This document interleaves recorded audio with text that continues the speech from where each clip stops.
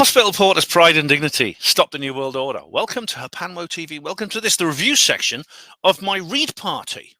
My read party for the new book by Anthony Peake, Near-Death Experiences, the science, psychology, and anthropology behind the phenomenon. It's a bit of a long title.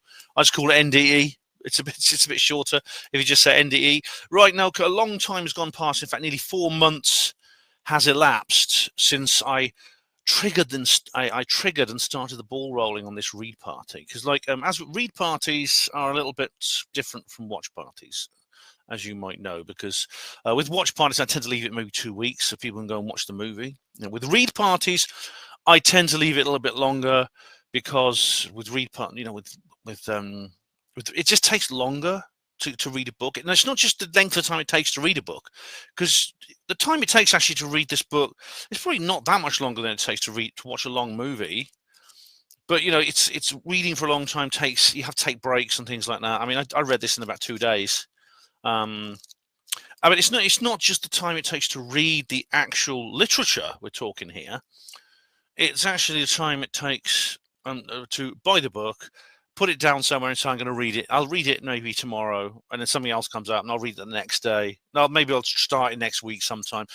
And maybe that's a statement about the pace of modern life and the fact that people read less, because there's so much more media elsewhere. That there's so much more to keep us distracted. I mean, in the old days, you had I say the old days, I'm not that old, but you know what? I'm old compared to some of you watching this. And there was a time when we just had a TV in the corner of the room, and you go and watch that if you wanted. And if you didn't want to watch that, it wasn't much to do except get out a book and have a read. And so people generally read books more in those days than they do now. Excuse me, my dentures are falling out. Excuse me. That's better. But so I leave a little bit more time. In this case, I've left over 3 months. It's over 3 months now since I started this particular watch party. So I think enough time has elapsed. It's funny, I was just reading something the other day about a man you see these pictures of people, usually men, sitting on the toilet reading a piece of paper, like that, or reading a book, right? And people say, why did they do that? Elvis Presley died that way. That's why he didn't fake his own death. No one wants to be remembered that way. But anyway, people say, well, how come? And the answer is because sitting on the toilet is about the only time in the entire day that we actually sit still. It's the only time you can read. Anyway, I had a massive, great big chicken madras the other day with extra chilies and oh god, you bet. And so I had plenty of time on the toilet, so I managed to read this book all the way through. Yeah. Oh dear. Oh, so to the next chapter. Oh god. You know what it's like. Anyway, so that's what I did. So I read this book, and it's really, there are going to be a few spoilers. I'm not going to put too many in, because I want people to read the book after I've given you the review. And when you've read this, you're not going to say, well, I'm not going to tell you what it's all about, because then you won't go and read it. And I want you to go and read it. And it says here, the phenomenon of this is the blurb here, you see. You can pause and read that if you want, but I'll read it for you. The phenomenon of the near-death experience has intrigued people for centuries. What is it? Why people experience this, and what impact it has on them. In this fascinating book, best-selling author Anthony Peake not only examines the latest neuroscientific hypotheses concerning the physical and psychological aspects of NDEs, as they are known, but also explores how anthropological studies and spiritual beliefs has contributed to our understanding them.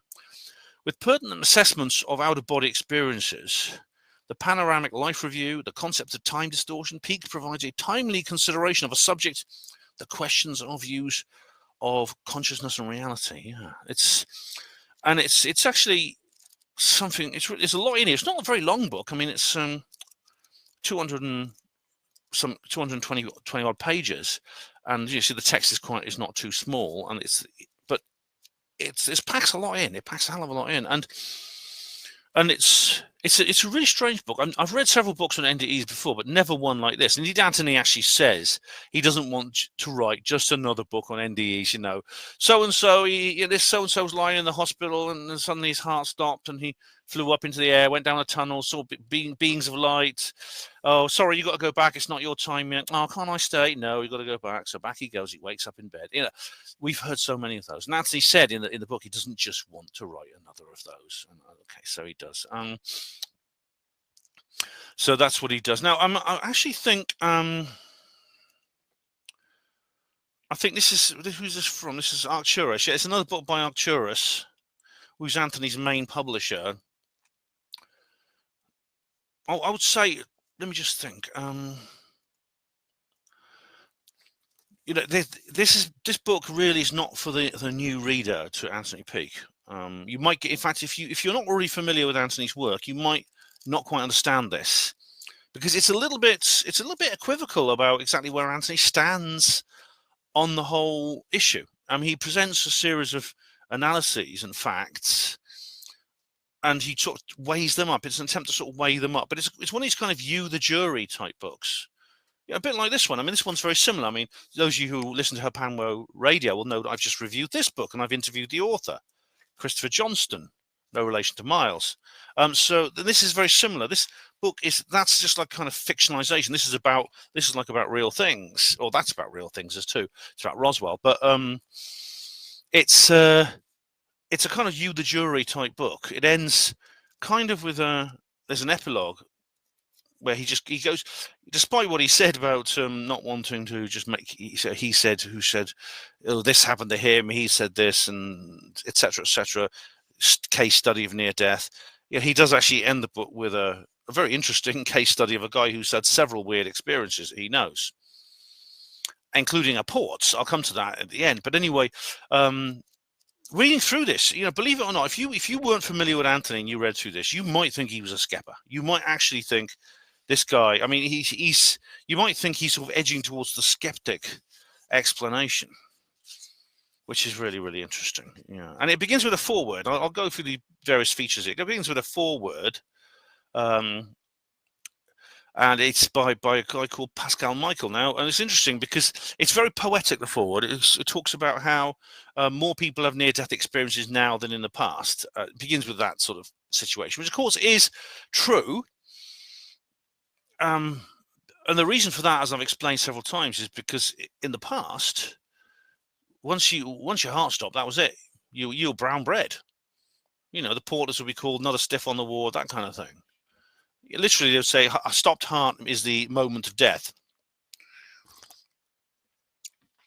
Of course, we found out since then you don't die the moment your heart stops. You can actually live for several minutes after your heart has stopped. And if you can find a way to get your heart started again, you don't die. And many people have actually suffered cardiac arrest and survived it. Many people have, and it is those people who are most likely to have near-death experiences. And there's other personality types and physiological types as well, which I'll go into. But he talks about EHEs. Now, EHEs are what's it? Extreme human experiences or something. This guy, yeah, EHEs, exceptional human experiences. This chap talks about, yeah, and this guy Pascal Michael. Does that name sound familiar? Well, it's funny. I had a weird feeling when I heard about it, but I'll come to that anyway. This guy studies psychedelics, and I know because, well, I'll explain how I know. When I started reading about what he studied, I realised that sounds very familiar. But he has this wonderful phrase. He believes that the mystery will be solved by not from the whimsicality of parapsychology, but the hardness of neurology. Which is a bit of a kind of skeptic thing to say, but this guy's not a skepper either. And he describes how he uses a lot of poetically. When he talks about death, he talks about the undiscovered country. Now, the undiscovered country is from Shakespeare. It's Hamlet. I can't remember the actual act or scene, but Hamlet, he does this speech about philosophy. It's a very philosophicalizing book, and Hamlet's this quite grim character. And at one point, he talks about to shuffle off this mortal coil and visit the undiscovered country from where no traveler ever returns. And of course, that's referring to death. It's interesting, Shakespeare, because I mean, when Shakespeare was writing, most people were very religious, and people didn't usually say things like that. They would say, "Well, to die, you just go to heaven or hell, and that's it." And they didn't really think much more about it. But of course, those words by through Shakespeare, through the character Hamlet, are very, very analytical. It's much more like a modern secular assessment of death, much more philosophical. And he also mentions this little girl. It's very, very sweet. A young girl who had a near-death experience at the age of 14. She said, "Well, life is for now and light is for later." And I thought that was very sweet. Now, the funny thing about Pascal Michael, I thought, where have I heard that name before? And I thought, because you've seen him as well. Here he is. There he is. It's this chap here, Neurochemistry. Does he look familiar? This is the bloke I met at Contact. He was at Contact. I think I showed him you from a distance. He must have been there to see Anthony, because he knows Anthony. He's a good friend of Anthony, and he must have been there here. Pascal Michael, PhD, lecturer in psychology. And there's several different references to him online. I didn't know about all this about him when I met him, but he was at Contact in the desert, and I did show him you in the video from a distance. I filmed him from a distance. We were watching. I forgot which one we were watching. It may have even been Anthony's talk, and he asked a question, and I heard he had an English accent, so I went up to him and I introduced myself, and that's because he'd come from the UK too. And he said, "My name's Pascal. He's from Brighton," and we had a brief conversation about, because he asked a very good question, I thought, and I wanted to question him about that as well. If you remember from Ben in the Desert 2.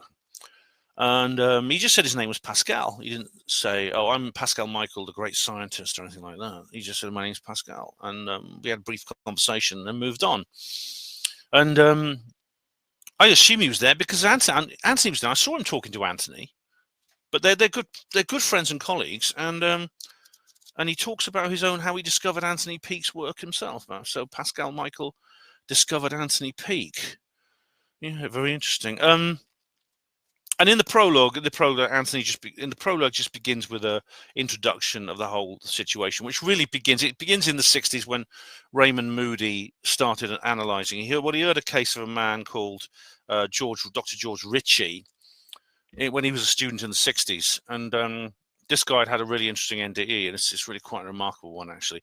It's not typical of near-death experiences, but it involves a very, very elaborate OBE, like the out-of-body segment. It's more like something from Robert Monroe, if you're familiar with the Monroe Institute, journeys out the body, that kind of thing. He literally flies to a town he's never been to before, and he lands, and there's this pub which has this neon sign above it advertising Palast beer. And he sort of, it was a very distinctive kind of sign. And so he goes in, there's people drinking and stuff, and he sees someone in the street walk past. He goes up and tries to speak to them, and she ignores him, because he's like a ghost, essentially. And eventually he goes back to his body. It's a long story, but this was just before he's going to enroll in medical school as well. But that got Raymond Moody very interested in the whole thing. He wrote Life After Life, became a massive bestseller. And of course, this was around the time when NDEs were getting more common because of things like defibrillators, drugs that could actually stimulate the heart, things like that. And Anthony says in the prologue, he doesn't want to make this a rehash of previous literature. He just said that so much has been written on this, and he just said he doesn't want to just write another of those, and which are very often a series of anecdotes. I don't think that's I don't think it's quite like that. I mean, I think a lot of these books, a lot of these books and TV series, they often go through different case studies. A guy did lie, he did fall, his heart stopped and he collapsed on the bed and he saw Jesus, etc. A lot of them go through that. However, a lot of those books and documentaries do study the science too, but none of them do it quite like this one. This one is very unusual. In fact, I've never heard of a book quite like this before, except the skeptic books. I mean, I've read a skeptic book. What was it? Susan Blackmore's book. I read that about NDEs. I got out of the library years ago, I remember. And And it's quite like that, except Blackmore is definitely unlike Susan Blackmore. I mean, he doesn't actually say it, Anthony, completely in here, but Susan Blackmore is undoubtedly has a priori commitment to an outcome. So she's an MBAer, she's a skeptic, exactly as the kind of I describe her in great detail in one of my skeptic talks. If you go to my skeptic portal, I must remember to put the skeptic portal into the actual thing, haven't I? Yeah. Should I put the skeptic portal in? Yeah, I may add a link to the skeptic portal in the show, in the description box. So check those out. Yeah. Oh, excuse me. And as he also says something I didn't know, because that skeptic cliche: extraordinary claims require extraordinary explanations. Remember that? Do you remember me instructing you what to do if you hear that? Say yes. Oh, here, I've thought of another one. God, that's so original. That's so original. Oh my goodness me, I must remember that. I'll write it down so I can sound really, really cool at dinner parties. And then, I thought of another one. It's good to be open-minded, but not so open-minded your brain falls out. My God, we're on a creative roll here. Yeah, as I said, skeptics love old jokes. It wasn't Carl Sagan who coined that. It was this Danish guy called, he says Danish. His name's Marcello Truzzi, which sounds Italian to me, but apparently he's Danish. And he actually coined that phrase. And that's funny thing is, like, if I didn't know Anthony, I would say from reading the first chapter that he is a skepper, because he questions the Pam Reynolds case. Now, the Pam Reynolds case was supposedly the perfect NDE case study, because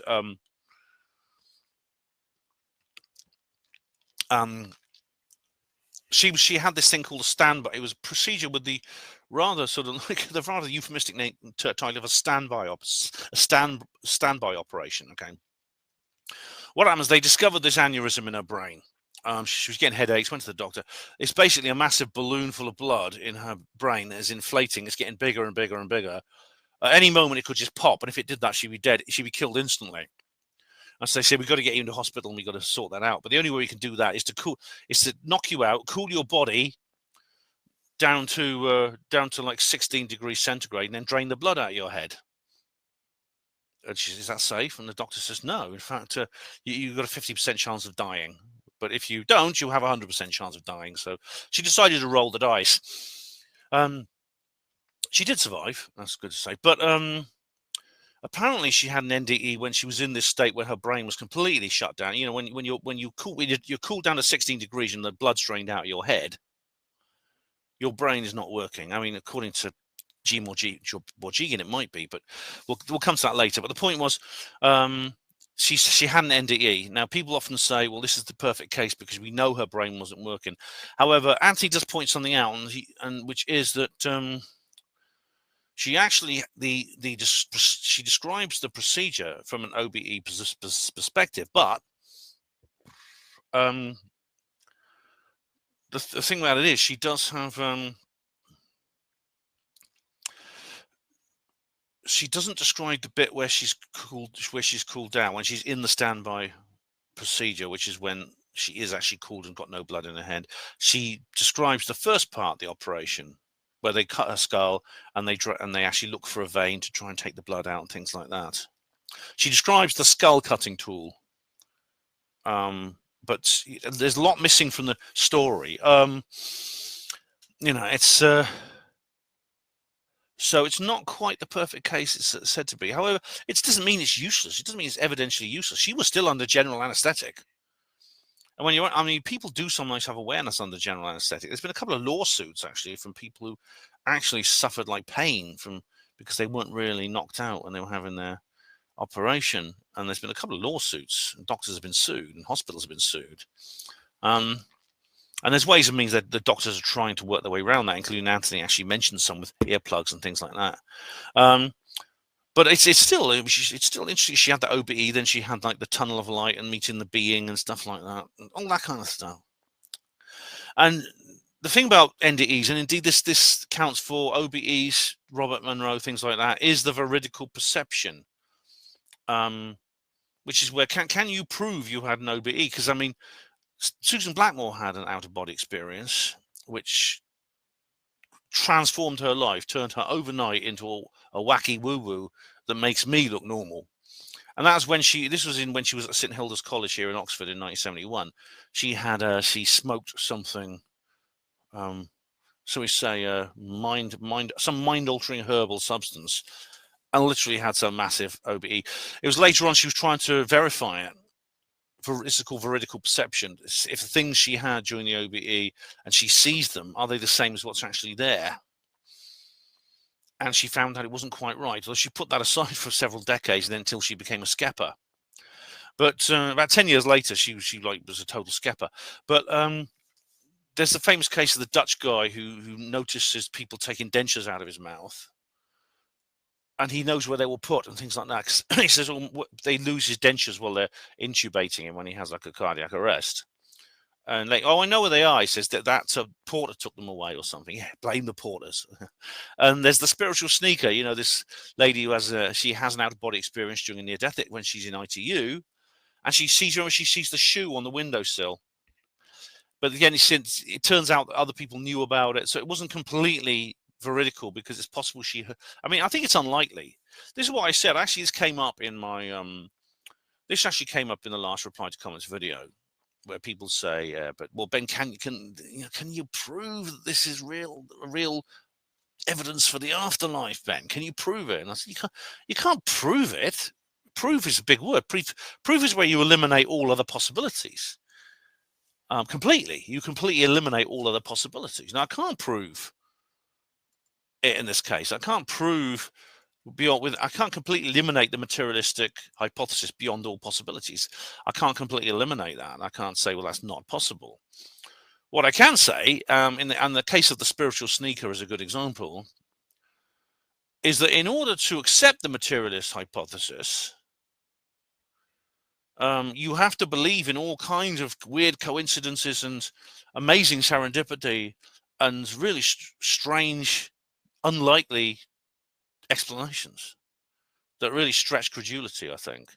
And people will, though. I mean, as I said, it's the raising the bar thing. It's the Clowns Day Off fallacy, which I talk about in my skeptic talk. I'll add the bloody skeptic portal. Hang on a sec. Let's do it now before I forget. Add skeptic portal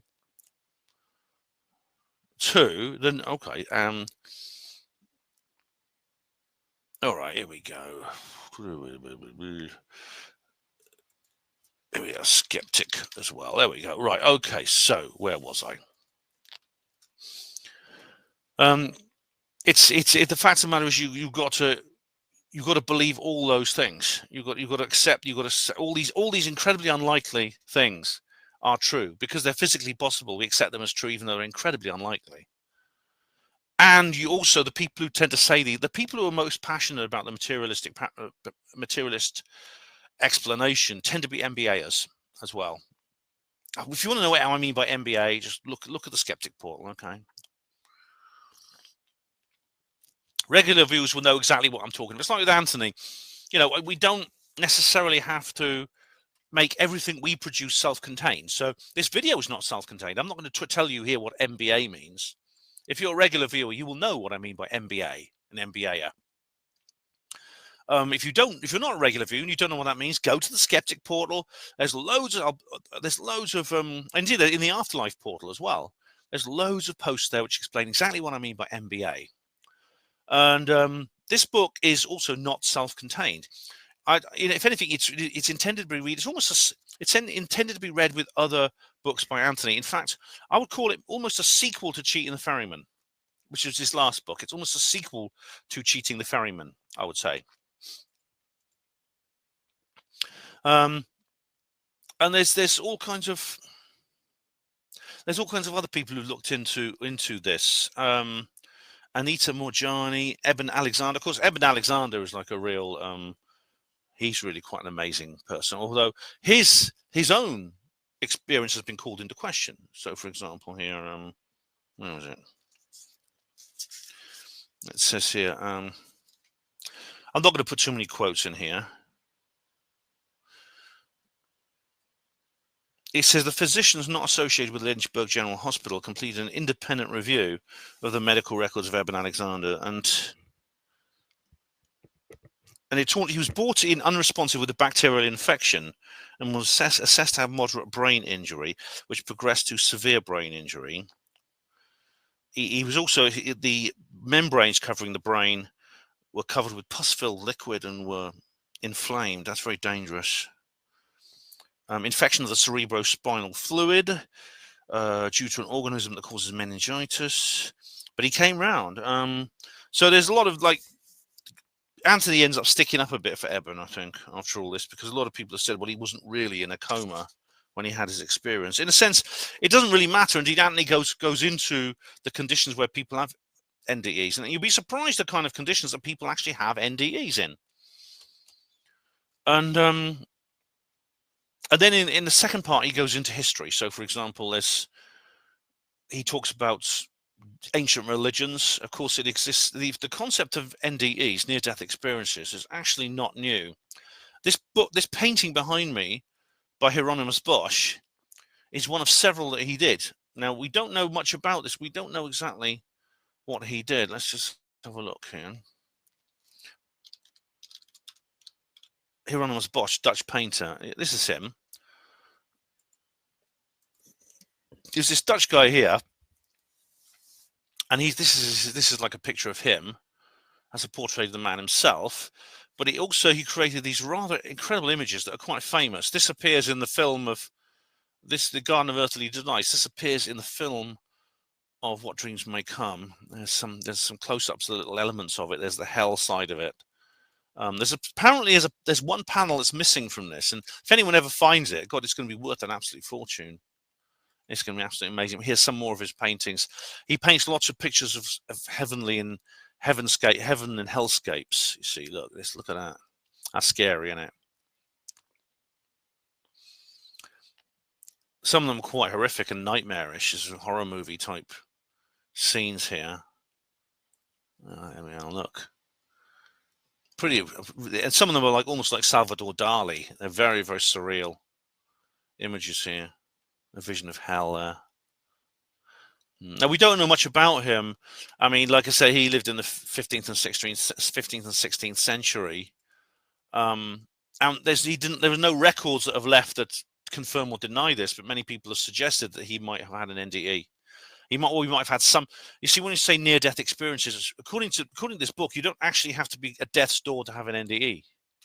It's very interesting. It's interesting. But this painting with the tunnel of light. There's the angels I showed you in the introduction. These little angels sitting on my shoulder, let me just show you. There you go. There, you see them now. There we are. And then you've got the tunnel, and there's these other beings of light at the end. That again is classic NDE. But I mean, in those days, these things were very rare, and because, as I said, resuscitation just didn't happen. You would be alive, and then you were dead, and once your heart stopped, you were dead. It's when resuscitation came along that you could actually be pulled back from a state of consciousness which would actually be on the way to death, and you could be pulled back and stay alive and come back to life, essentially. From people even describe it as dying and come back into life. Now, the thing about NDEs is it's interesting because there are similarities and differences depending on the racial, cultural, and indeed geographical and historical background of the people involved. Yet there are a lot of similarities as well, so there's a mixture. And he talks about Zoroastrianism. That could be the world's oldest religion. It's a religion you find in Iran. And he talks about how some of the figures in Zoroastrianism are equivalent of the daemon or the uber daemon. And there's the eidolon, that's your conscious mind, your daemon, your higher self, and various other things. And that's the fact that we see strange things at death. And of course these exist in Hinduism. Hinduism does believe, for example, that in multiple lives we have multiple reincarnations, but we don't remember previous ones. They're all kind of separate, and only the gods remember where you actually are on this tree of life. Yet yeah, according to Anthony, indeed, this comes up in the Zoroastrian idea. The daemon actually can communicate, so you can actually have awareness of past lives through the daemon. And Anthony, as he's talked in his previous books, and indeed I've discussed this when I discuss his work, people have had experiences which sound like communication with their daemon. And funnily enough, in terms of Hinduism, they would interpret the NDE as what they call a clerical error. Sounds weird, doesn't it? That is where something goes wrong.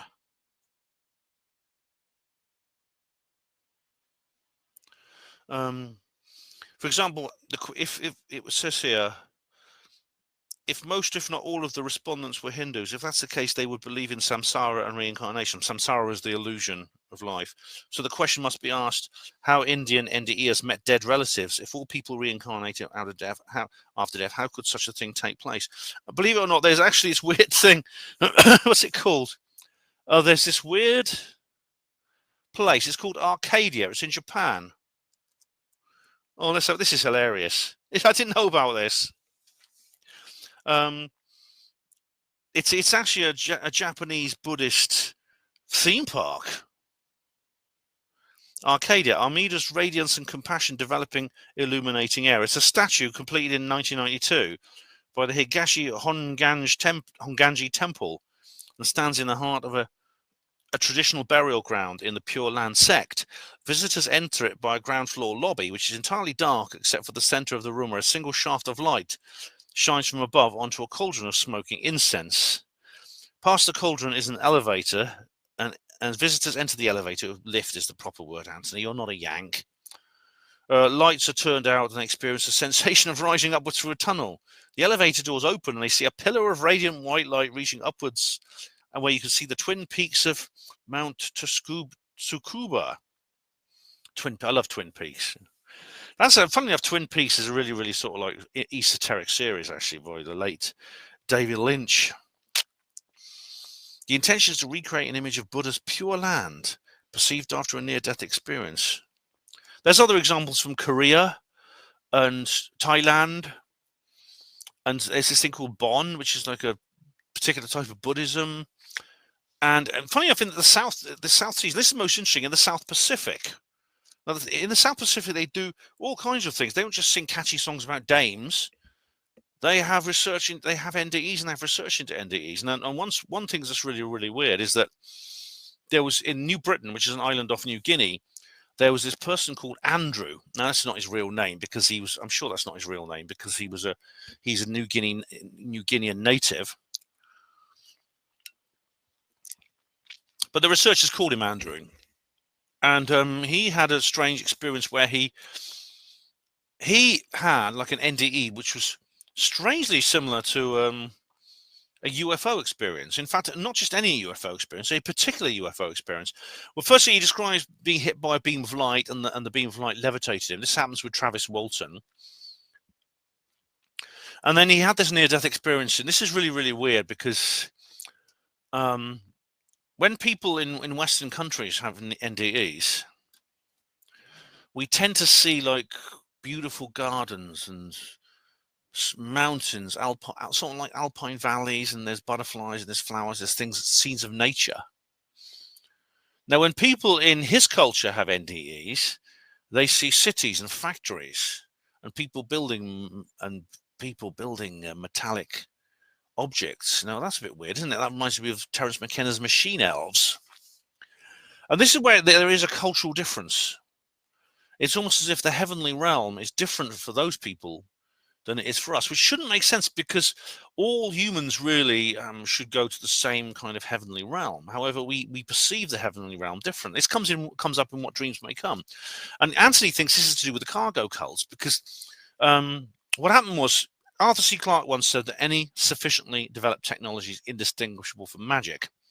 What happened in World War II is that because armies were moving into the Pacific, the Americans started landing on all these atolls which had no contact with the outside world, and the people of these islands had the shock of their lives, because they said this was like aliens invading, because they had this idea they were living on this little island in this infinite cosmic ocean, and this was their whole universe.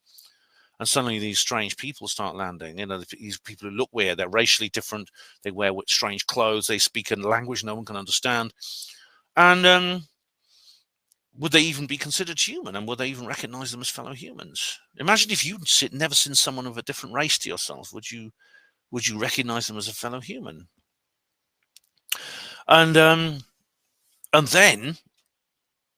they start building these runways on the island. Then airplanes start arriving, and for people who essentially lived as a Stone Age hunter-gatherer fisherman, this is like, as Arthur C. Clarke said, magic. These machines were like magic, and they developed a religion associated with these machines. When the Americans left, they started building their own runways and model airplanes made out of wood. They built air traffic control towers with radar radar antenna, all made from bamboo. It's quite funny when you think about it.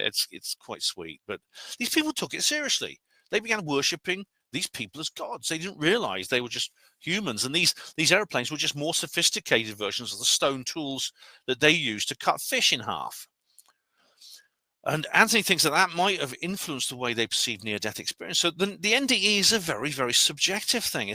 Even though it's ostensibly real, it's highly lucid, and it has this kind of, as even Jimo Borgigian admits, it has a level of reality that that is above the one we experience now. Yet it still has this incredibly kind of slippery, metamorphic element to it, which is rather strange, very strange indeed.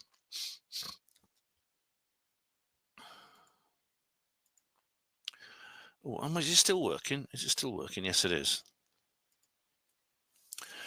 And then he talks about some out-of-body experiences. Now, this is interesting. He goes through all the different elements. Anthony goes through all the different elements of the NDE, one at a time, examining all of them. And he talks about all kinds of research that's been done. Michael Persinger, for example, the God Helmet. Now, the thing about this is the induced out-of-body experience. Now, this is there are different ways of you can actually give yourself an out-of-body experience. There's even a book. I've seen a book that teaches you how to do it. Well, there's Robert Monroe's the Monroe Institute and things like that. But even like during brain surgery, if you put an electric current through a part of your brain, there's a guy called Wilder Penfield who did this. It actually gives you, while you're having brain surgery, it gives you an OBE. There's no need to cut your head open, because there's a guy called Michael Persinger in Canada who says he can get people to have an OBE simply through a helmet you put on your head with electrodes that send electric currents through your temporal lobes of your brain. And I know that's been called into question because people have done control experiments and they think it may be the sensory deprivation of sitting in a dark room that does it. And there are comparisons to sleep paralysis. Now I get sleep paralysis, as I've explained, and it doesn't. It's the sort of thing that would scare you if you're not used to it. I literally wake up and I can't move, and I'm like that. I can move my eyes, but no other part of myself, and I'm just like lying there. And this is because the part of the natural part of your brain that causes motor paralysis. So you don't basically get up and sleepwalk. When it doesn't work, you start acting out your dreams. You get up and sleepwalk. That keeps working when you are actually awake for a while. And sometimes weird things happen. I've seen strange things in the room, but usually, it's only happened half a dozen times where I see like strange entities in the room with me. Most times, and I get it regularly, at least twice a month. I'll just wake up and I'll go like that, and I'll be like, oh, it's happening again. And usually after a couple of minutes, it wears off. And I just wake up.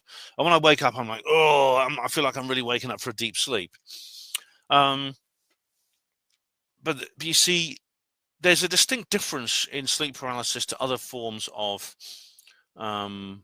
other forms of strange experiences. There's a guy called Andrew Hodrian who's done a research project on this. And if that name sounds familiar, yep, he's the brother of David of Birmingham UFO Group.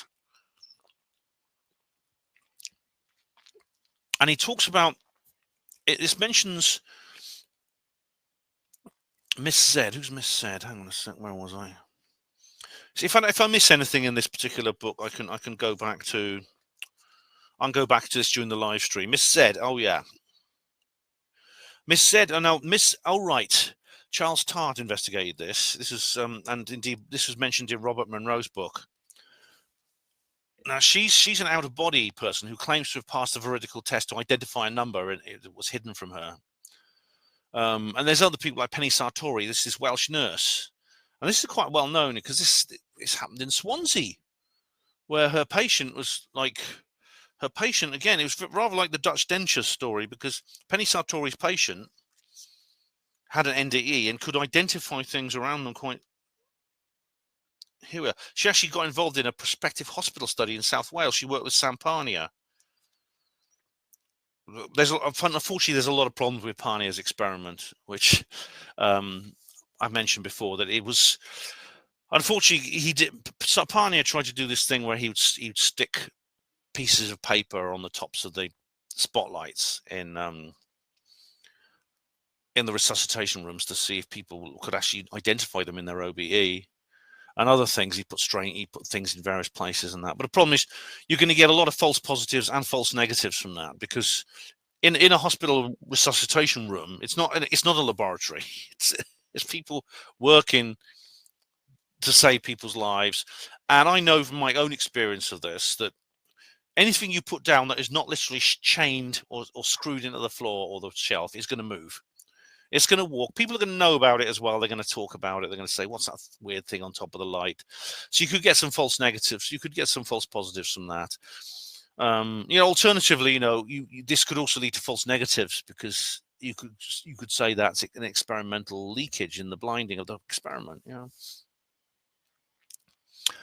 There's this guy called Tony Sartoria. He was struck by lightning when he was on the phone in a phone box.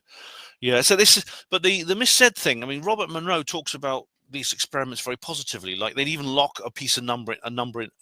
So write some numbers on a piece of paper, lock it in a box, and people would identify it. And there's an interesting question, though. For example, like we say C, right? And Nancy brings this up. It's kind of an obvious thing, really. I never really thought of.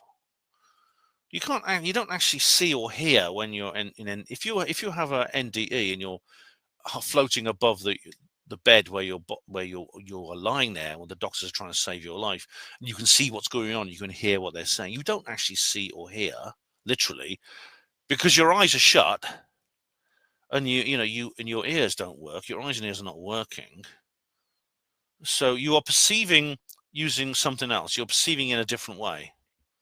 You must be using some other kind of sense. And indeed, if your spirit really is outside the body and your spirit's not even physical, so by what mechanism are you perceiving what's going on? It's an interesting question, isn't it? Interesting question.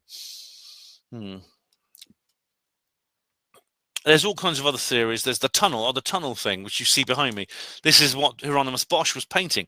Anthony thinks that Hieronymus Bosch must have had some kind of mystical experience where he saw these things to inspire these amazing paintings he did. Although, as I said, he left no written record of what happened to him. If he did, if he told anyone, no one actually reported it. And after 500 odd years, it's unlikely we're ever going to know. But based on his artwork and the themes in his artwork, it's likely he had a near-death experience. There's all these theories. Some of them are quite ridiculous to explain the tunnel.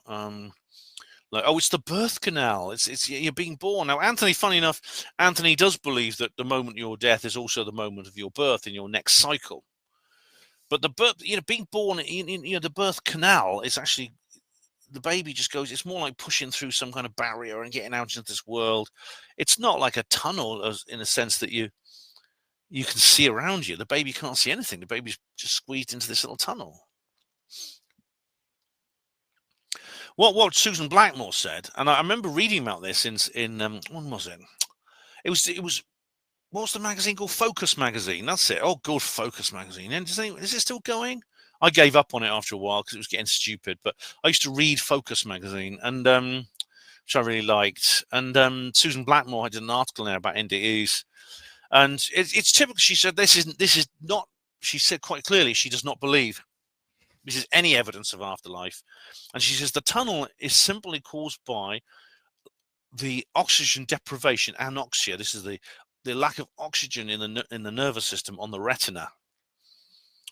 So what happens is you essentially see it's what's known as astigmatism, I think that's the word, where you see, or tunnel vision, where you just see a lot of blackness around your eyes and it's going into the distance. How that happens when you're unconscious, I'm sure she had an explanation for that, but I don't remember it. But I do remember reading it and thinking it was a bit silly.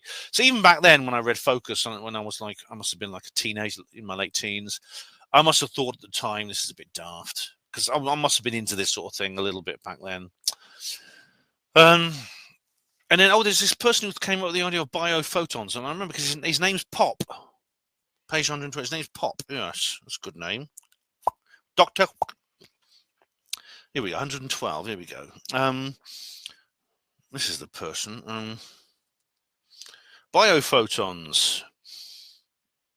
Yes. Now, this is a guy who did experiments. Fritz Albert Pop. That's his name.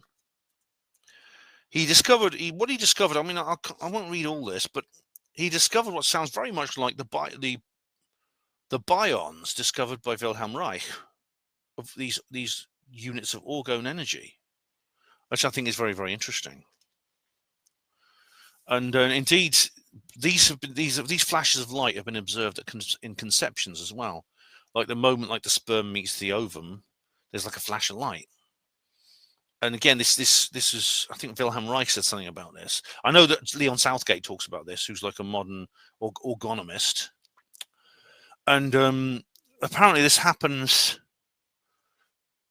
during the NDE. So it's almost as if there's these like flashes of light when you're born and when you die, which could be interpreted as the arrival and departure of consciousness or the soul.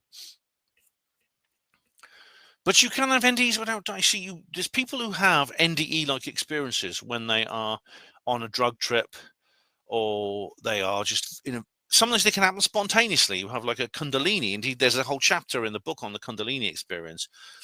They have similarities to NDEs. Now, I think there are qualitative differences between the NDE and a lot of these other things. I mean, Anthony tries to connect these to alien abduction as well, unsuccessfully, I would say. But I'll come on to those in a minute. But the Panoramic Life Review. Now, these are more common in unexpected near deaths. So, for example, there are some suicide attempts in which people did not have this PLR. Yet someone who has an accident or a sudden illness like a heart attack, they will have a PLR. Whereas, like I said, suicide attempt, or someone who's on death row, or somebody who knows they're about to die and they have like a kind of long, drawn-out period to prepare for that, they don't have them. But funny enough, there are premonitions. It's not just you don't just see your life up till now. You can very often see the future for when you go back. And indeed, this happened in that Netflix documentary. You remember that Surviving Death documentary on Netflix? This was produced by Leslie Kane of UFO fame. There was that lady in the canoe. Do you remember? There's the lady who almost drowned in her canoe when she was canoeing in white. She's whitewater canoeing, and she nearly drowned, and they managed to save her against all odds. And she had this premonition of her son's death, that her son would die when he was 18 years old. He passed the age of 18 and she breathed a sigh of relief, but he died 2 years later in a skiing accident. Things like that. Apparently, children under certain ages don't have PLRs. Now, one researcher said under 15 years of age, another said under 7 years of age, which would make sense. In a sense, they have less time, I suppose, that they have. I mean, they have some past life, but not as much as, say, I would have. But now, how does it work? That's the thing. How does the PLR work? That's interesting. There we go. Where is it? Yeah, and this is where it gets a bit weird, because you've got to explain how that memory can be accessed. And again, this comes back to Wilder Penfield and his electrical experiments. How do you access those memories? Firstly, where are the memories? And then secondly, how does the memory recall access work when you're having this experience? And you get that a lot in the whole NDE thing. Now, time distortion. Now, this is interesting because the thing about time is it's very subjective. When I have my sleep paralysis experiences, they tend to last several minutes, but they could be as little as 2 seconds. I don't know. There's only one occasion where I had a sleep paralysis experience where there was a witness. and that was when I was with my partner at the time, Susan. And I was actually lying in bed next to her. She was actually awake and sitting up. And that's when it was a daytime. It was during the day, and there was plenty of light coming in the window. And I saw that strange hag-like creature. I've talked about this on several other videos. And I was lying there, and I was going, Sue, Sue, trying to talk to her. And I could hear myself speaking, and you're going, Sue, trying to alert her to what was happening. And she said, when I woke up, she said I'd made no sound at all. But I could hear myself talking, but that was not like an NDE. There was no qualitative thing. There's a qualitative element to the NDE you don't get in other experiences. It goes beyond just context. In other words, when it's associated with this time when you nearly died and there's the relief of not dying, it's not just that context. Page 137. It says here, it's important to emphasize that time dilation takes place in other non-life-threatening circumstances that are just as stressful. 59 respondees who believed death was imminent. 80% reported time slowing down. There's even a story in here about a guy who's in a car crash, and he sees this lorry coming towards him, and it breaks the window in slow motion. Funny enough, he then goes back in time. This is really weird, because then the entity he meets in the afterlife then sends him back to a point before he has the accident, and the car's like in the ditch. That's very weird. Now, encounters with entities. Now, this is where it gets a bit weird, and the skeptics love this one, because children will often, who have NDEs, they'll see Marge Simpson. One girl saw Marge Simpson. They'll see cartoon characters. And they'll see people they know who are living. They'll see their school friends. They'll see teachers. They'll see their parents, which is very, very strange. Why is that? Because if these entities are real, they can't possibly be the people these kids are seeing, because these kids are seeing either fictional characters that don't exist from cartoon series, or they're seeing people who are still alive. So funny enough, children also see, if children lose a pet like a dog or cat, they will often see that as well, whereas adults generally don't. Maybe it's because children have more an affinity for animals, I find, than adults do. But what's interesting is that there's another possibility, because the skeptics will say, well, there you are, that's essentially is a massive indication that this is just a fantasy. This is just a product of our imaginations. But then there's another possibility, that the entities they appear are not who they say they are. So they'll appear in one form when they're actually another. This, of course, comes up in What Dreams May Come. The first person, Chris meets when he gets to the afterlife in What Dreams May Come, is a man he thinks is his former, is a medical colleague of his, an old man who trained him when he was a medical student. Now, it turns out that this man turns out to be his son in disguise, his son who also died in disguise. Now, and then of course we have the science behind this all. I mean, Anthony is a scientific person. He wants to discuss the whole science behind it. And he talks about energia. Now, energia is a Greek word which refers to the idea that there is a spirit. There's some kind of force at work within living beings that is not present in inanimate beings. And it's been given other names like orgone energy, as Wilhelm Reich called it, chi, prana, etc. And Anthony goes into sort of things he's talked about before. 150.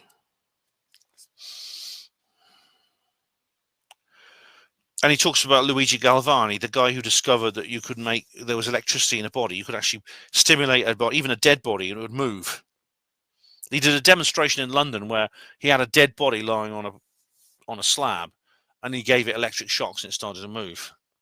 Now, funnily enough, in the audience there was a young girl called Mary Shelley, and she went home and she wrote a story. It's become one of the most famous, one of the earliest science fiction classics, Frankenstein. There's many other examples of this, and of course, they also started to discover some of the brain structure, how your right half of your brain controls your left side and vice versa. Yeah, Ian McGilchrist has written a lot about this and lectured a lot about that. He's got a very. I've just actually been watching his documentary. It's very interesting. It's on Amazon. It's on Amazon as a freebie if you want to watch it. Freebie with ads. Go to her panel of voice. I've just done a review of it,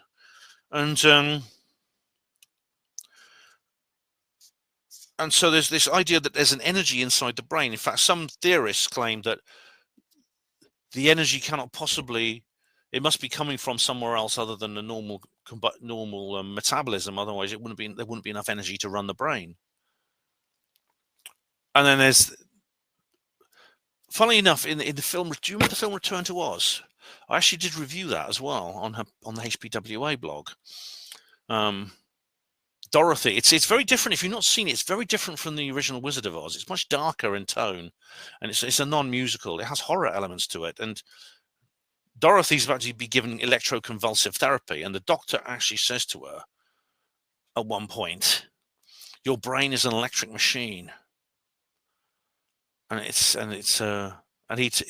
like he's almost like this. He's almost like this kind of like. There are several sort of science fiction and horror stories, especially by C.S. Lewis. Actually, if you ever read what's the name? That Hideous Strength, where evil and demonic activities associated with like hyper rationalism and skepticism. It's quite funny. Now, Anthony's talked a lot about consciousness. He mentions David Chalmers, Jeffrey Gray, page 159.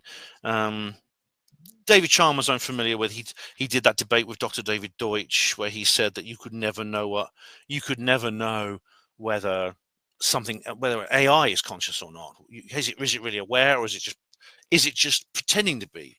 But that's enough. I've talked enough about AI.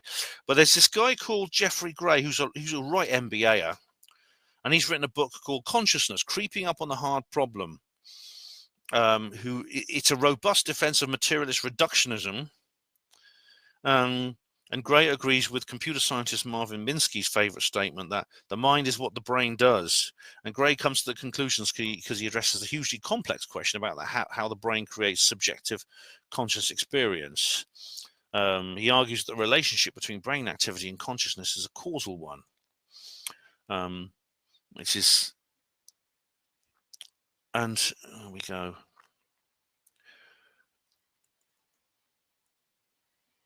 But there's this contradiction. Where is it? I can't remember what the contradiction is. Anthony talks about there's a contradiction between these ideas. But anyway, this is interesting because there's a guy called Karl Popper. Now I know about him because he had a famous fight. I mean, he was a member of this moral sciences club at Cambridge, and you may have heard about the book Wittgenstein's Poker.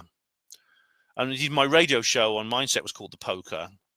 Ludwig Wittgenstein was getting into a debate with Karl Popper about something. This was in 1946 at Trinity College, and he picked up a poker from the open fireplace and he threatened Popper with it.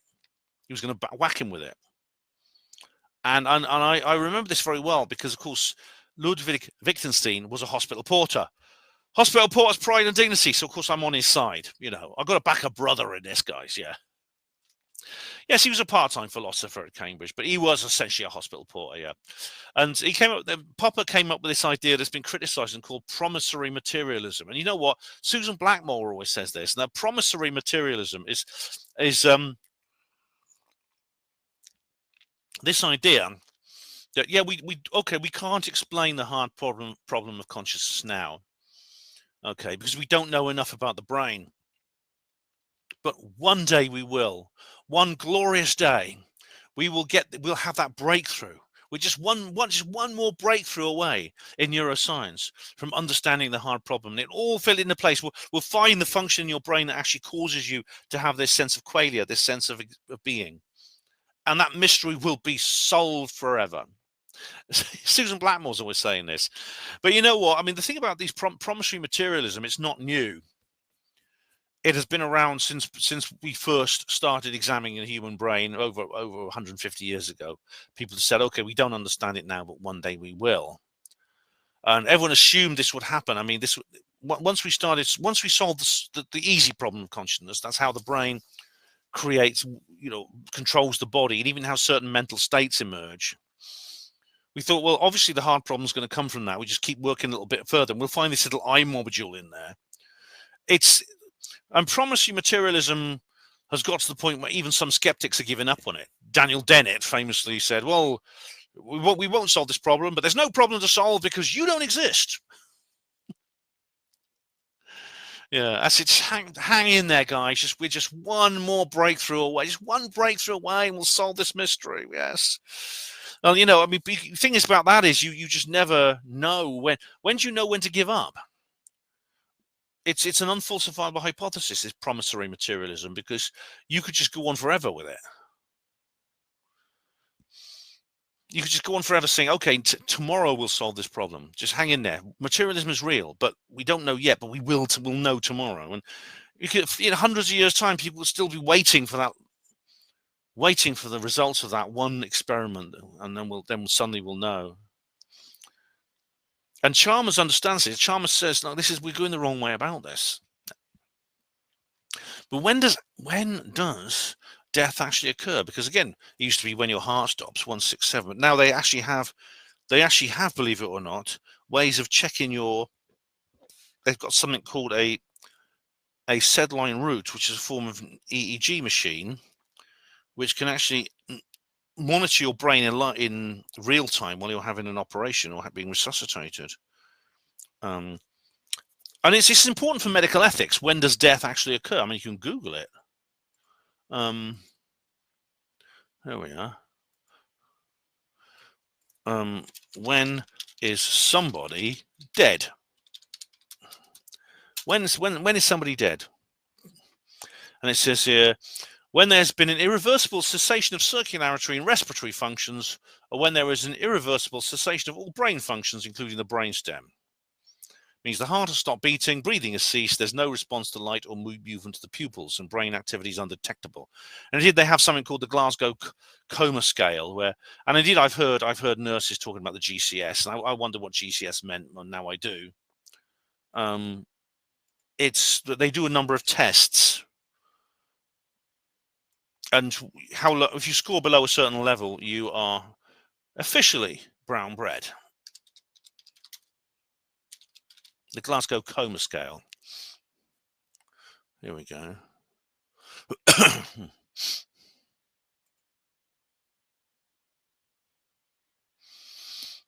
Here it is. Right, I'll show it to you.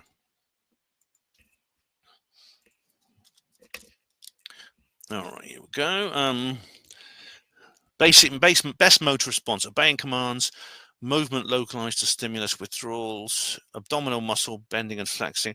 Withdrawals, I think, means like it's like a reflex.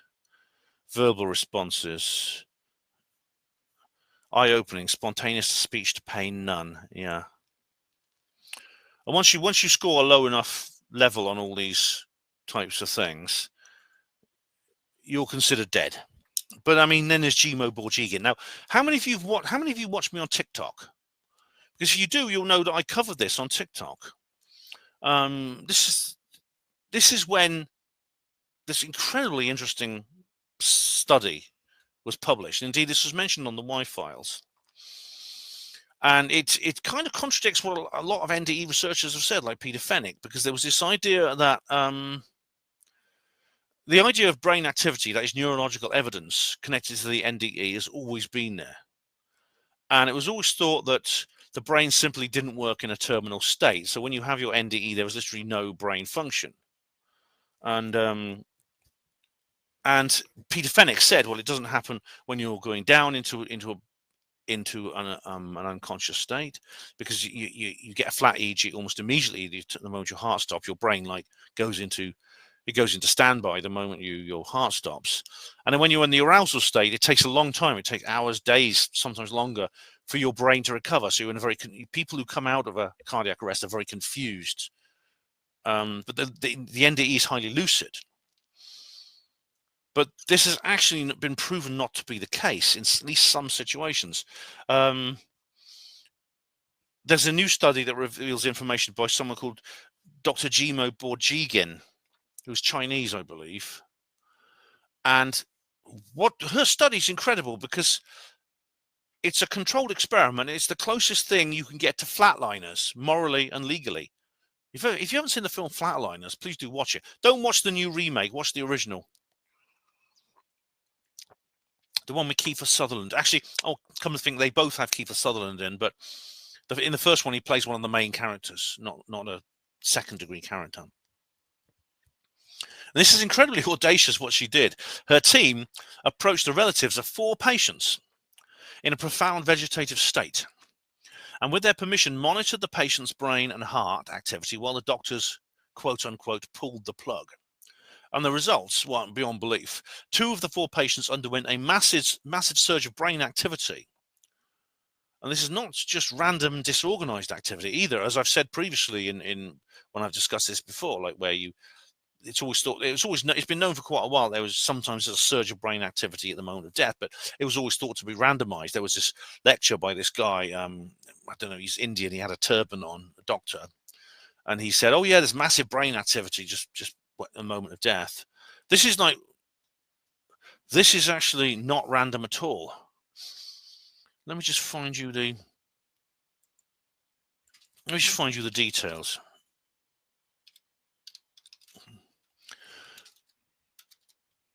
Let's just find you the details here.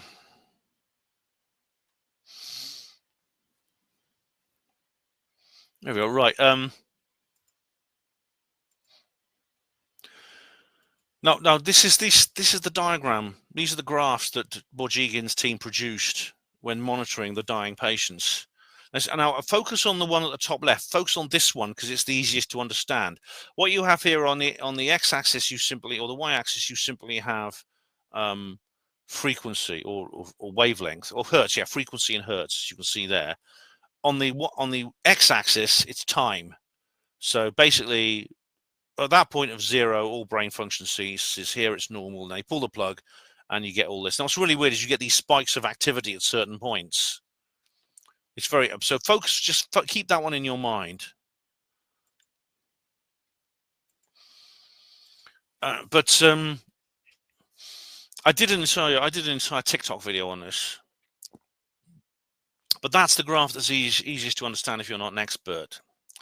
So basically, those red areas from about 450 to 200 seconds before death and the cessation of brain activity altogether, in the EEG frequencies, these are the EEG frequencies we associate with the waking state of consciousness and or dreaming.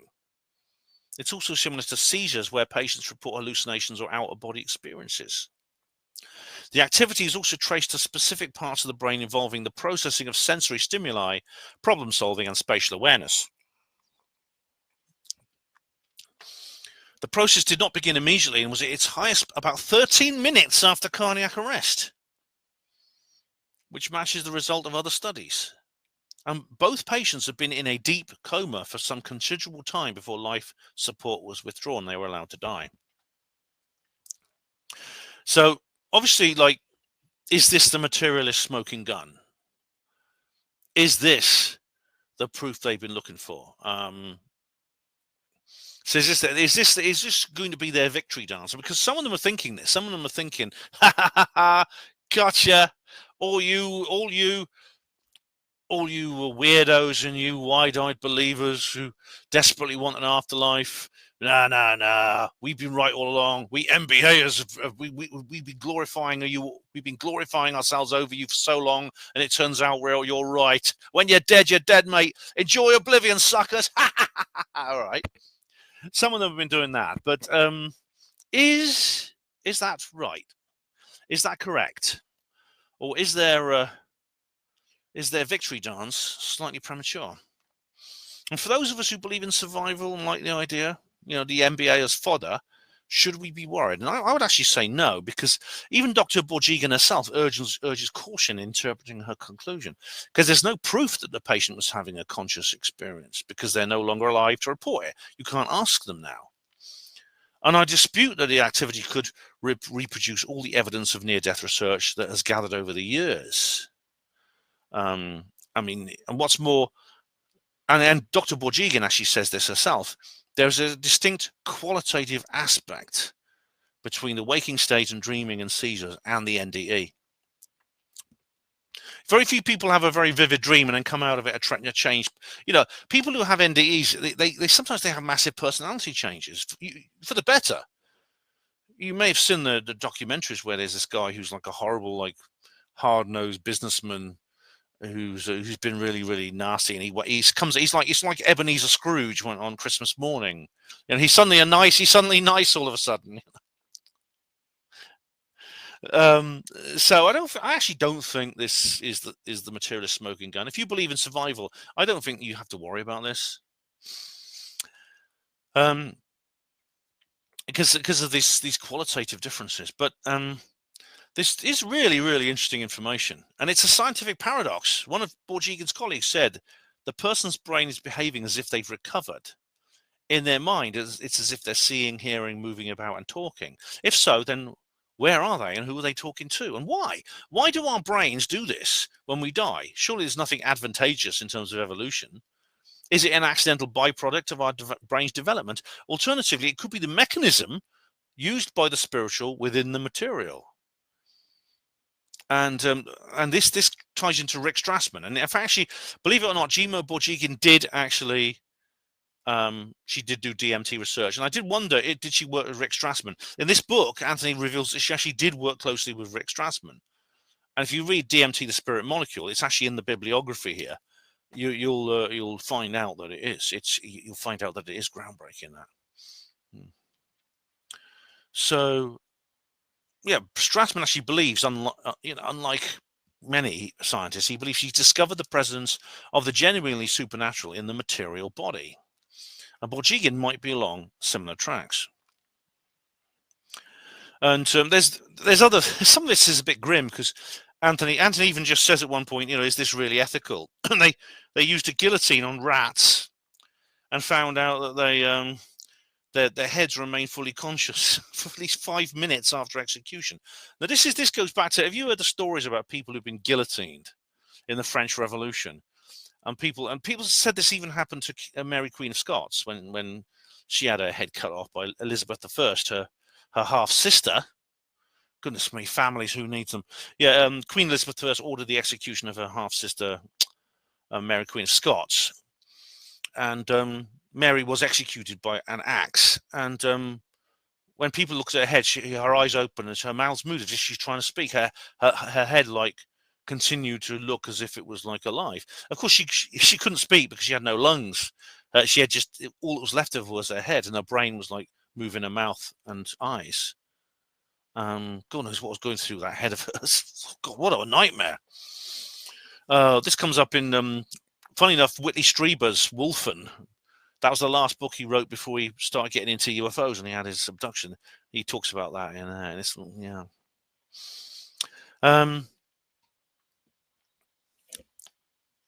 And funny enough, I didn't know this, but because I asked Dr. Peter Fenwick on his YouTube channel, I wrote an article saying, "What do you think of Jimo Borjigin's work?" And he never responded. As it was, he was very ill, and he actually did die, Peter Fenwick.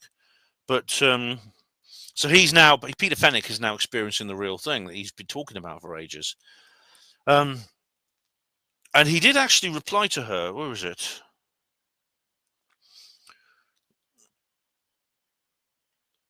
He says, but it's important to note a degree of caution in overreacting to the discovery. It was argued by NDE luminaries Bruce Grayson, Pim van Lommel, and Peter Fenwick in a commentary on the paper published in the same journal in 18th of May 2022. They argued that the EEG recordings, as described, did not show an absolute gamma activity increase after cardiac arrest. Indeed, it showed a decrease, pointing out that the only relative amount of gamma increased compared to alpha, beta, and delta. Also, increased gamma and gamma synchronization are not exclusively related to conscious perception, etc. And And Anthony says, although I find these points reasonable, I cannot help but feel that the enthusiastic way in which Grayson, Fenwick, etc., are willing to dismiss the findings may be related to the fact that all three are very much advocates of the survivalist position with regards to NDEs.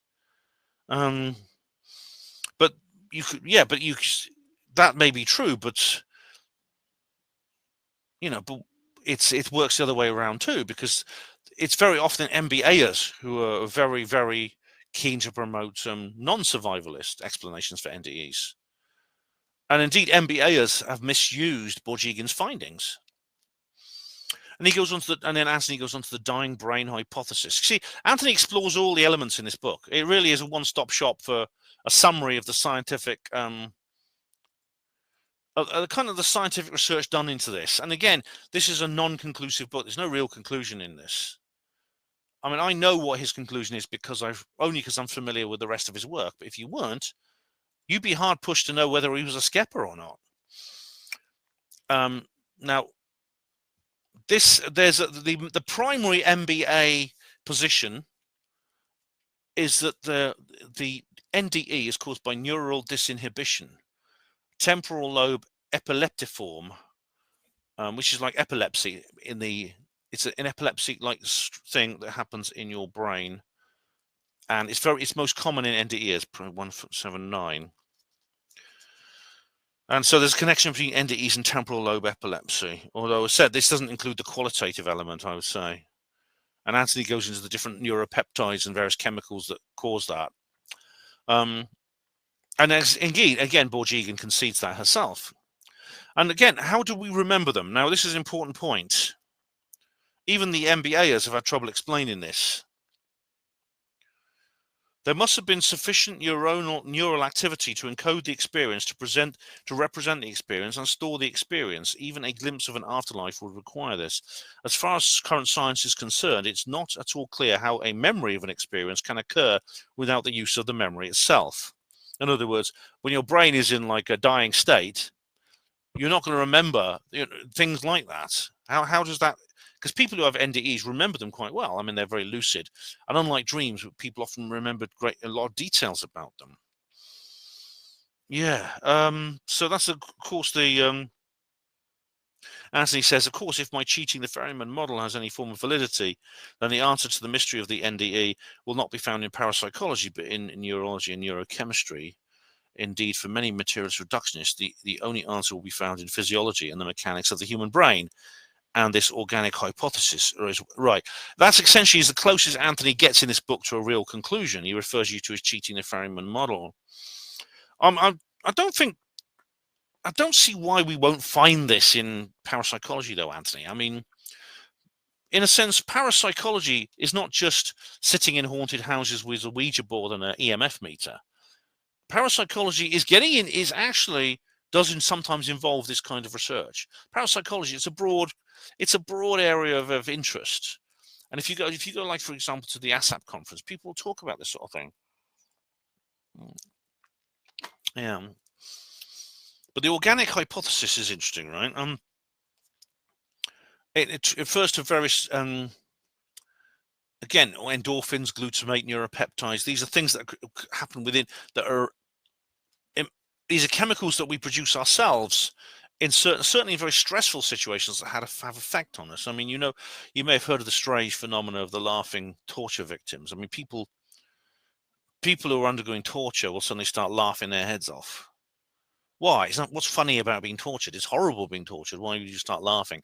And the answer is that the endorphins and the adrenaline has caused a state of euphoria. It's actually very important because it actually helps you deal with the pain. So if you have a good endorphin and adrenaline system, you can possibly survive the torture and maybe even not give away the information they want. If you're being tortured for information, it may stop you with that. And of course, this eventually ends up with DMT. I mean, dimethyltryptamine. Again, the research by Rick Strassman. If you've not read this book, please. If you've not read this, I mean, really, this book is a great accompaniment to. This is a brilliant accompaniment to, where is it? To Anthony's book here.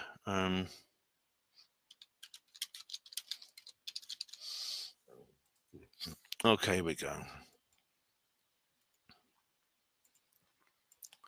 Okay, it's a film. It is a documentary as well. It's been turned into a documentary, but I do recommend the book.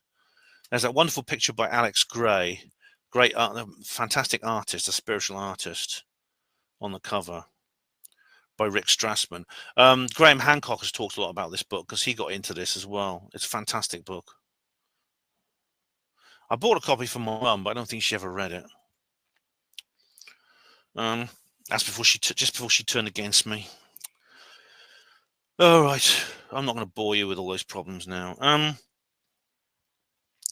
Now, one of the things he talks about is something weird. The Kikari Mudra. This is a practice in Hinduism where you stick your tongue into your pharynx. You want to know what your pharynx is? It's actually inside your head. Your pharynx is it's sort of halfway down your throat. And apparently, they got it like there's a way of sticking your tongue into it. And apparently, you get in there. There's something comes out called the water of life that gives you like a hallucinogenic trip. I don't understand that because as far as your pharynx is like the bit where your nose meets your mouth. When you snore, do that. That's your pharynx. That makes that noise. All right, which, as my ex-partner Susan told me many times, is my pharynx is quite active when I'm sleeping. One of the advantages of being single is you don't have to worry about that. But I mean, as far as I know, all you get up there is a load of snot. There's nothing terribly enlightening or sort of mind trip blowing about snot, as far as I know. But anyway, that's something that they do in India, and it's connected to this whole DMT thing, and then the whole DMT psychedelic neuropeptide thing. Now, apparently, you get when you take like DMT. Apparently, I've never taken it, and for I've got to be careful what I say for legal reasons now. I do not recommend the use of any illegal substances at all. Please comply with the law when dealing with this sort of thing. Yeah, that way I won't get sued. But people who do, God forbid, but they do take DMT, and sometimes you do it in medical situations. Strassman wrote the book about the medical tests he did with DMT. Experienced this tunnel effect where you go down a tunnel, which is very like the NDE. That, but again, I do think there is some differences. There are some distinct differences in qualitativeness between the NDE, many NDEs on this, and the reason is, again, it's the fact that people come out of them, and they describe them very differently in my experience to what they do with DMT trips. I mean, despite the fact there are some similarities in terms of the tunnel and you meet the beings of light, the NDE seems to have more of an emotional effect on people that goes beyond simply the context of the situation. As I've said before. Now, this is interesting. He talks about Anthony talks about alien abductions. 195. He mentions Travis Walton. Now, this is interesting because this takes us back to Andrew. Now, the guy Andrew, who's the guy Andrew from New Britain, the tribesman from New Britain, who had his NDE where he saw people in a factory making things connected to the cargo cults. That guy. He also he went up this beam of light to a spaceship. What you might call, well, it's described as a flying house where he met these creatures you can only describe as aliens. Now, this is very interesting because it's very like another quite famous alien abduction. Well, this is the Emilsin abduction. This happened in 1978 in Poland. I'll just show you some images of it. Right, this guy called Jan Wolski, and there's a lot of thought about, is that really his real name? Because apparently Jan Wolski is like the most common Polish name imaginable, and some people thought he was using a pseudonym. But anyway, Jan Wolski he was a farmer from this part of rural Poland. He was riding his horse and cart one day in 1978, and this alien appeared here. This creature here, this weird alien. There's several pictures of it. Oh yeah, and it's become a bit of like in the local area. They've made a bit of an industry of this, and why not? Why not? I say, the Emilsin encounter, and it took him. into a craft that is remarkably similar. Anthony's, I don't think, is aware of this because he didn't say it. It's like a cartoon of there's Jan Wolski and what happened to him. They take him to this craft, and this is the craft here, and he describes it. It's like a house, a flying house with these 4 corner pillar things on them. There's another image of it here. There's several different images. And funnily enough, Andrew, the New Britain tribesman, he said the same thing. He said that it was like a flying house with like a little lift device or hoist that took him up to it. Isn't that strange? This was in Poland, whereas New Britain is just off the coast of New Guinea, so it's on the other side of the world. There's a monument there. They've put up a monument in the area, a bit like the one for the one in the Livingston incident with Robert Taylor. This is the one in Poland in a mill cinema. That's where it happened. So it's interesting. Those 2 abduction experiences are very similar. You have like the flying house, an alien a craft that looks like a flying house. But there are a few problems with this scenario. Now, again, we go back to Andrew Hodian's research. Many other people have said this. The thing about alien abduction is the difference between that. Even though there are many similarities, for example, people like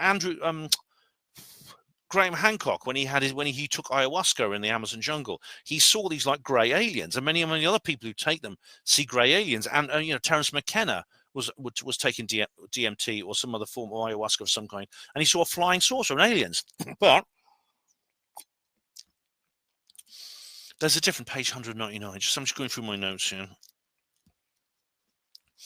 The difference is,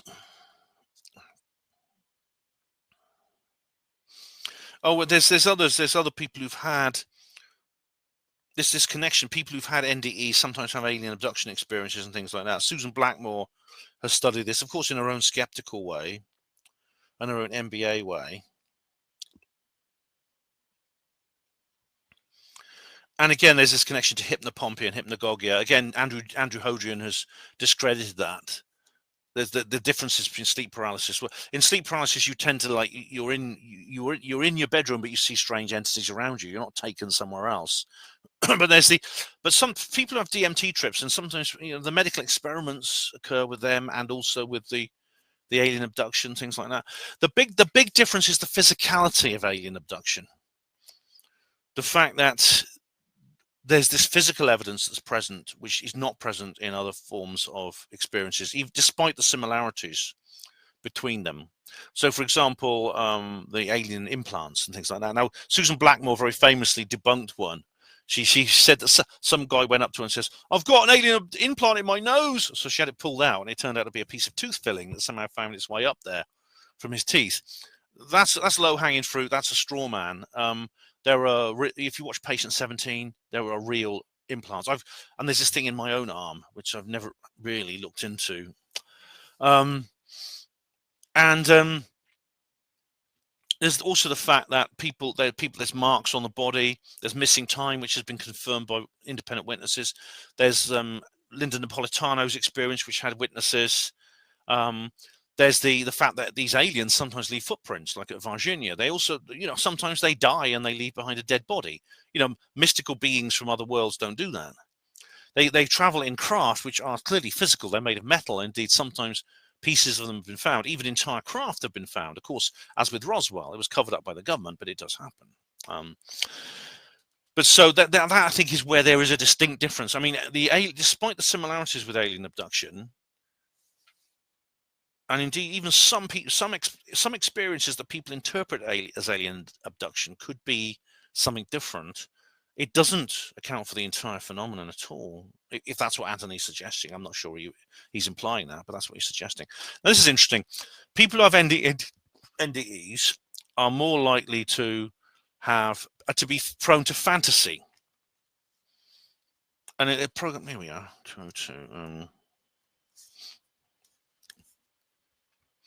They're more likely to be, there's several evidence that suggests they tend to be sort of like more imaginative and I think it's a bad thing to say. It's a bad term, and it's scientifically inaccurate and very pop psychology kind of thing. But they tend to be more right-brained. I don't like that term, but I mean, you know the kind of thing I mean. And indeed, I'm one of these people. Indeed, people like this are essential, because without people like that, there'd be no literature in terms of like fiction and fantasy, and there'd be no movie directors and things like that. But people like us are more likely to get these experiences than the more scientific types. I think it's quite amusing, actually, that Michael Persinger tried to give Richard Dawkins one of these experiences, and it didn't work. I wonder if I can find the video. I've got the video somewhere. It's not online anymore. I think it's been yeeted from YouTube, but it's from a BBC Horizon documentary. But I'll try and find it for you. But it's very, very amusing. And where is it? Here we go. Right, if I can, I can't even find where all my own stuff is. Here we go. God on the brain. Here we go. This will make you laugh if I can get it to work. But yeah, of course, Michael Persinger is the guy who invented the God helmet. And the God helmet is, of course, I know it's been kind of like discredited a bit. I don't know how much I can show you of this without getting a bloody copyright strike. But I'll just show you a few little bits of it. Here we go. Let me find the right bit. Their brains can.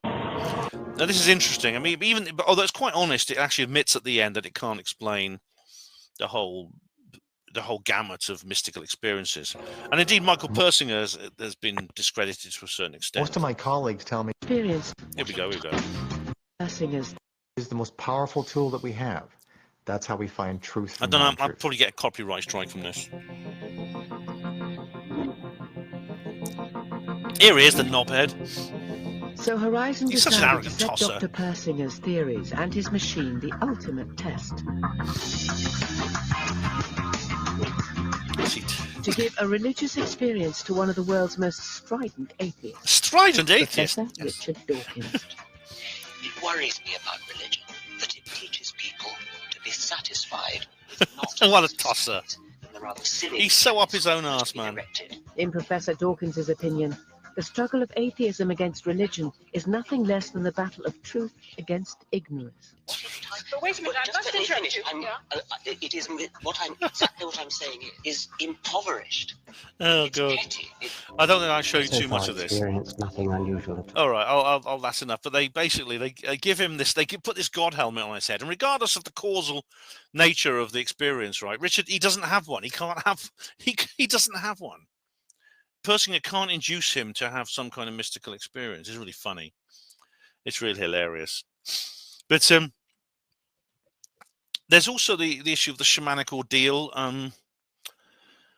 Funnily enough, this is where the shamanic ordeal is often compared to the alien abduction medical experiment. And there's images of shamanic ordeals in ancient cave paintings.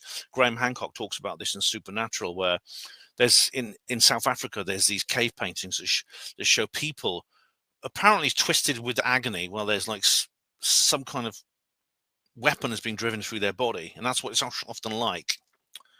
Now, what's weird is that Andrew mentions the Father Gill encounter. And this is really interesting because he talks about this in the same chapter or the same part of the book where he mentions Andrew and the flying house, the guy in New Guinea or New Britain, which is an island off the coast of New Guinea. In New Guinea, there was an Australian pastor called Father Gill in the 1950s. And he had this really, really weird experience. Here we go.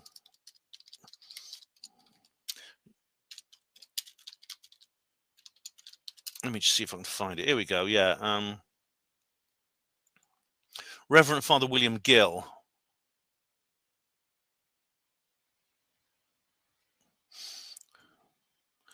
What happened was, let me just find it. Here we go. This is what he saw.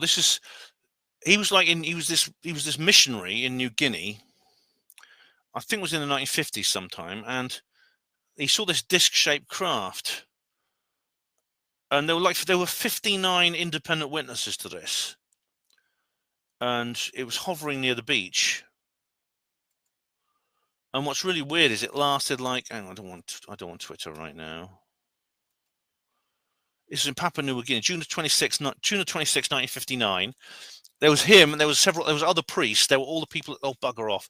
There were all the people at the school, and these humanoid beings stood, were actually standing on what was like a balcony or terrace on top of the UFO, and he waved to them, and they waved back. Now, Anthony mentions that in the book, which is a bit strange because it doesn't really fit in with all the other subject matter of the book. But you think, well, that obviously can't just be subjective if there's so many other witnesses, unless it's, as Anthony himself criticizes this, that, if one person sees something weird, they're crazy. If two people, it's a folie à deux, like those two Swedish twins who ran into the motorway. And you think, okay, well, there's 100 witnesses. Oh, like at Fatima, like the Fatima sighting. Because this is similar to the Fatima sighting. Well, there were thousands at the Fatima incident in 1917. Oh, no, mass hallucination, mass hysteria, like the Phoenix lights. So you can't win with the skeppers. You can't. There's all kinds of other... And then at the end, he talks about several things that have happened, like there was this acupuncture experiment where, again, they found the meridians. There was this Korean scientist. His name was, what was his name? Yeah, this really funny name, Hap Bong or something.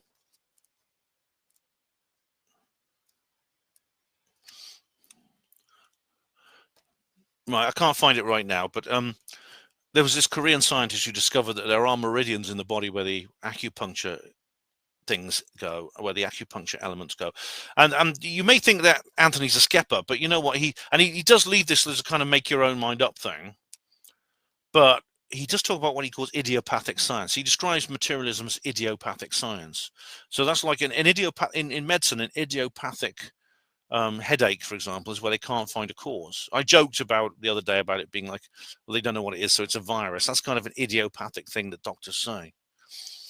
And this is what he calls idiopathic science. We have program 200, page 214. Okay, I should organize my notes better.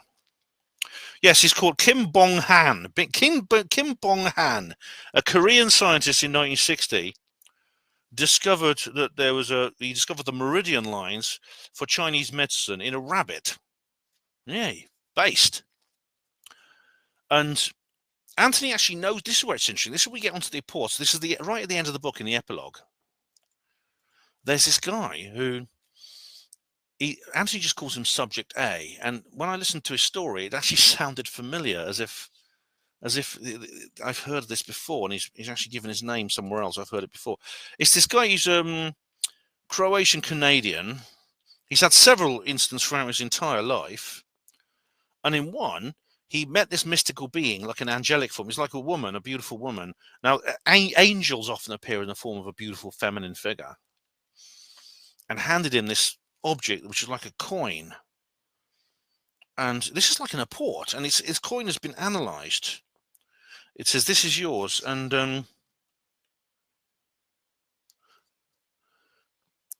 yeah, it says it's been analysed and no one knows what it is. He calls it the octastone because it has 8 sides. I wonder if there's a picture. I don't know if there's a picture of it. I'll just try Googling and see if I can get a picture of this thing. If not, it doesn't matter. But it's kind of a green metallic thing. Oh right, there's no image of it here. There's just loads of other things. This is what you might call an apport. It's a solid object that has been produced in a mystical experience. So in a sense, this is like alien abductions where there's physical evidence.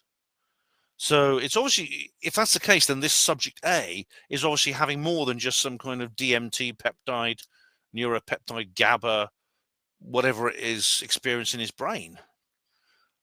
So even though this is a kind of make your own mind up book, I would say that it's obvious in some of the things Anthony says that he's not a skepper. But I mean, if you're not familiar with Anthony and you're a skeptic and you read this book, you might actually think, yeah, this guy's on my side. You might think that if you just miss those little snippets. Right, so that's the review segment done.